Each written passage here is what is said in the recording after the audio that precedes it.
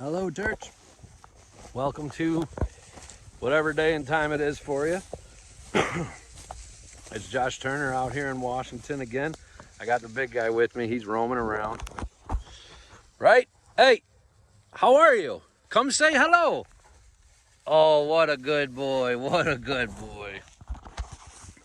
All right, folks. Well, I thought today... Whoa, you almost fell down, buddy. I thought today I would talk about who do you look to when trouble happens, when the energy of the world gets a little too high and things get a little hectic. What are we to do? So, I run a dog daycare. We got like 60 dogs every day.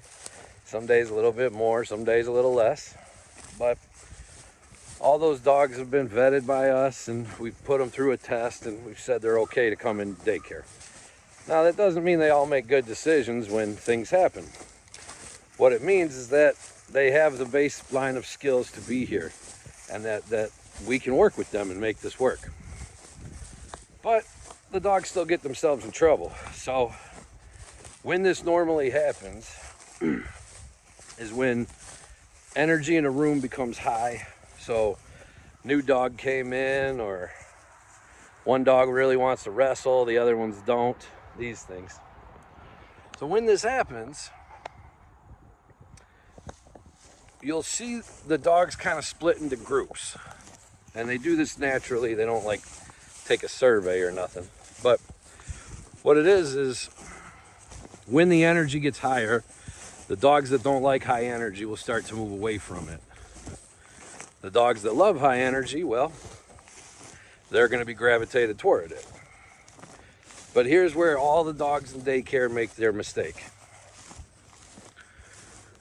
When the energy gets high and things that are unexpected happen, and now we have to adjust to them, who do you look to take your direction? Who do you look to make sure that how you respond is the correct way? Now, everybody does this a little different. Dogs do this a little different. If you got two dogs at home, you'll probably notice that one of them follows the other one more than the other way around.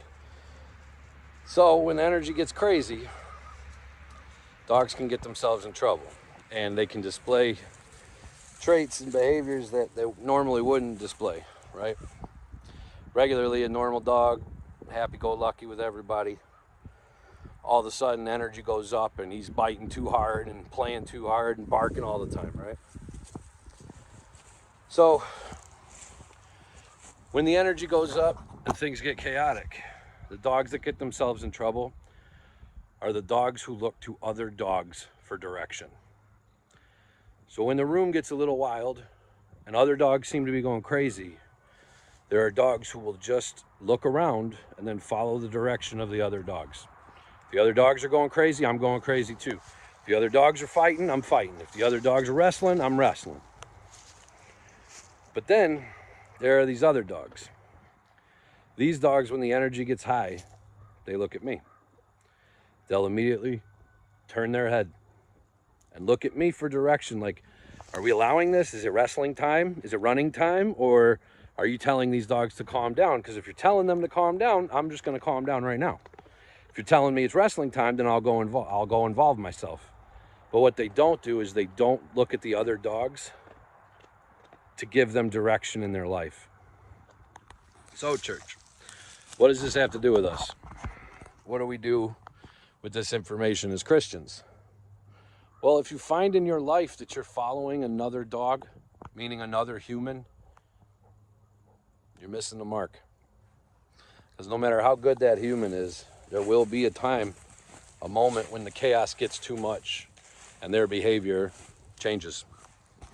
There will be a time when the pedestal that you've put them on, they no longer can stay there because of their actions, their attitude, whatever it is. But the problem wasn't them.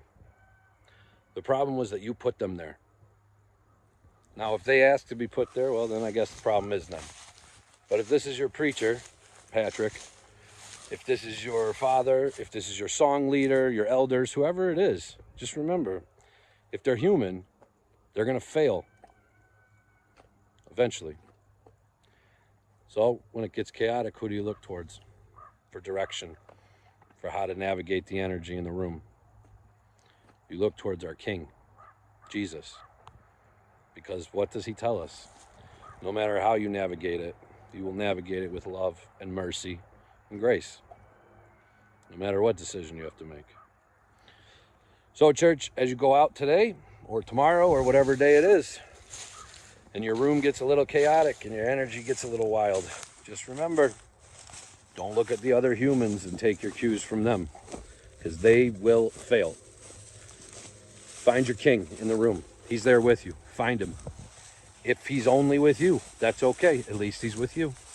Follow him. Follow his direction. Everything else can be thrown off the side of the boat. Dead weight. Don't trust the other dogs to give you direction. Don't trust the other humans. Trust your King. All right, church. I love you all.